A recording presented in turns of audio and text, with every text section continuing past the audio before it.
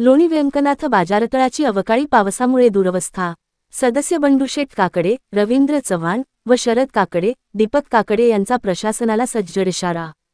लोणी व्यंकनाथ तालुका श्रीगोंदा गावातील बाजारतळाची दयनीय अवस्था, साचलेले पाणी, चिखल आणि मूलभूत सुविधांचा अभाव।